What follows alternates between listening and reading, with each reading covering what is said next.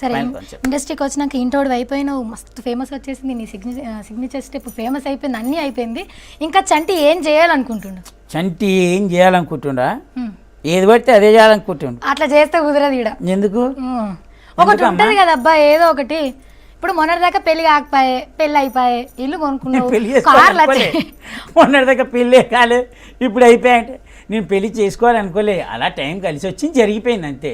మీ ఆవిడ ఏం వంటలు మంచిగా చేస్తుంది? ఏం మా ఆవిడ అన్ని మంచిగా చేస్తుంది, అందుకే లడ్డుగాను ఇది వద్దంటే చేసి పెడుతుంది. ఏం చేస్తుంది? నువ్వు మొత్తం ఇటు బయటకు వచ్చేస్తే పాప మమ్మీ ఏం చేస్తుంది? చంటి నేను నా ఫీలింగ్ చెప్తా, అబ్బా చంటి ఎంత హుషారు పెట్టే, ఆమె మొహం చూస్తే అమాయకంగా ఉంది, ఎట్లా అనుకున్నా తెలుసా? నేను హుషారు పెట్టాను కాదా? నేను హుషారు పెట్టాను, నువ్వే కనబడట్లేదు అసలుకే కనబడవు. నువ్వు యాక్ట్ చేసినా కనబడవు, నాకే కదా ఎవరికి కనబడవు. నేను అమ్మాయికుని ఆమె హుషారు పెట్టా. ఉత్త కథ, నిజం, ఉత్త కథ, ప్రామిస్. అబ్బా ఈ పువ్వు మీద ఒట్టు, దానికి ప్రాణమే లేదు, అందుకే వచ్చేసిన. కాదు కానీ ఎట్లుంటా చెప్పు, పాపం ఆమె అక్కడి నుంచి ఇక్కడికి వచ్చింది, నేను నమ్మకం. చాలా బాగుంటుంది.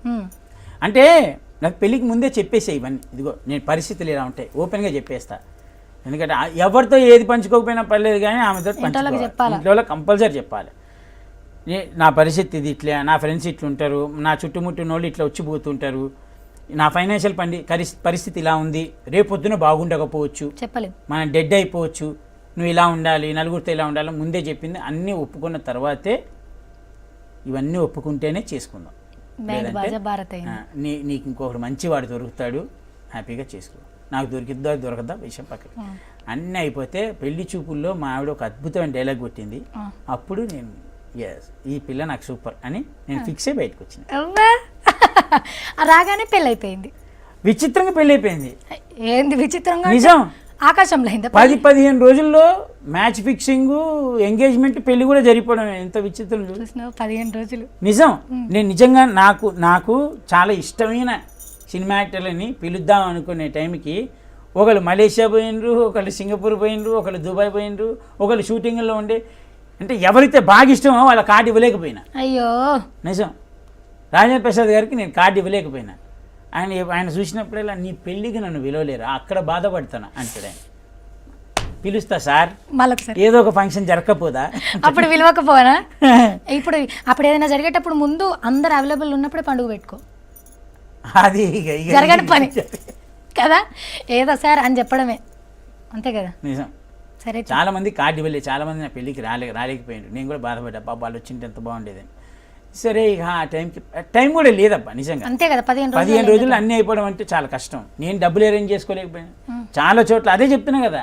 అందుకే నా ఫ్రెండ్స్ వేరే వేరే దేశాల్లో ఉన్నోళ్ళు కూడా నాకు ఇష్టం అని చెప్పేది. వాళ్ళు అరే నా పెళ్ళిరా అంటే, నాకు తెలుసు 15 రోజులు అయినాయి, రావడం కష్టం, మేము రావడం కూడా కష్టమే, నీకు ఇబ్బందిగానే ఉంది, డబ్బులు ఉన్నాయా నీ దగ్గర? ఉన్నాయి రా, కొంచెం టైట్గా నడుస్తుంది, బట్ ట్రై చేసుకొని దొరికితే అంటే, నీకు ఇక రావు అని అడిగితే అని వస్తే నాకు ఫోన్ చేయి, నేను ఇక్కడి నుంచి చేస్తా, నువ్వు ఇస్తావా ఇయ్యవా రేపు పొద్దున్న చూసుకుందాం, అది వేరే విషయం అన్నది. అంత చాలు కదా, అంతకంటే దోస్తులు ఏం కావాలి చెప్పు.